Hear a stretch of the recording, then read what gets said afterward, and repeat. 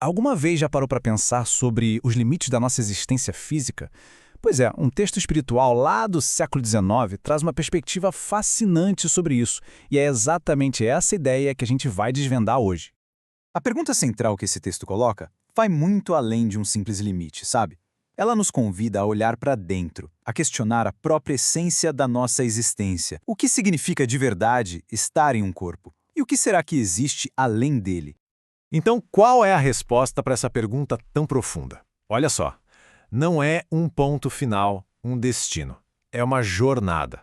A ideia aqui é que o fim da encarnação não é um pare, mas sim uma transformação contínua, uma evolução gradual do nosso ser. Ok, para a gente conseguir entender essa jornada, o primeiro passo é meio que redefinir o que a gente pensa sobre a encarnação.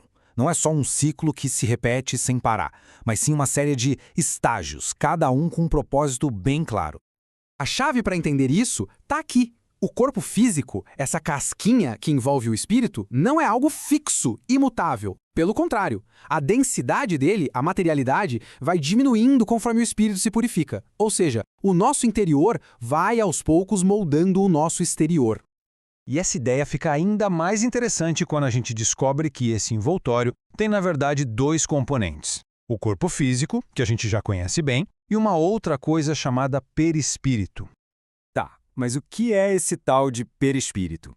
Pensa nele como uma ponte, uma interface entre o nosso espírito e a matéria densa.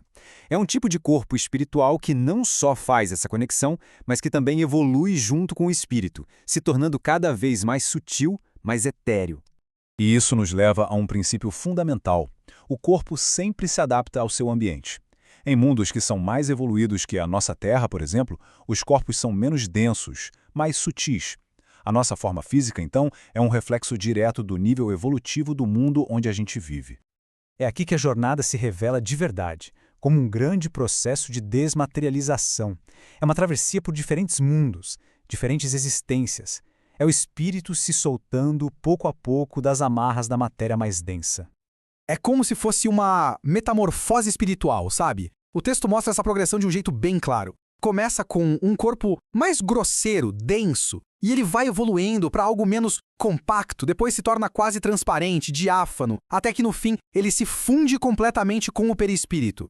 E tem uma citação que resume isso perfeitamente. A materialidade desse envoltório diminui na medida em que o espírito se purifica. Em outras palavras, a transformação que acontece por fora é um espelho do progresso que a gente faz por dentro. Certo, mas e o que acontece no intervalo entre uma vida e outra? O texto chama esse período de estado errante. E olha, longe de ser um limbo, é uma fase de existência real, com suas próprias regras e que é totalmente moldada pelo nível de evolução de cada espírito. Fica bem claro que mesmo nesse estado intermediário, a purificação do espírito define tudo. A sua experiência, a sua liberdade, os mundos com os quais ele se conecta. Ou seja, a jornada evolutiva não tem pausa. E para onde toda essa jornada de purificação e desmaterialização nos leva? Ao seu destino final, o estado de espírito puro. É o topo da montanha da evolução espiritual que esse texto descreve. Neste estágio final, o espírito finalmente se liberta das amarras da matéria como a gente conhece. Ele alcança uma liberdade plena e assume um propósito novo, servir em missões por todo o universo, onde quer que seja necessário. A grande lição que fica, no fim das contas, é que a libertação não é uma fuga, mas uma conquista. É um trabalho interno, de purificação. A verdadeira transformação acontece sempre de dentro para fora. E assim, esse texto nos lembra que a evolução é uma jornada que parece não ter fim. Se a purificação é o caminho, o que será que nos espera no destino? Qual é o próximo passo na jornada infinita do espírito? É uma reflexão que talvez nos acompanhe por muito tempo.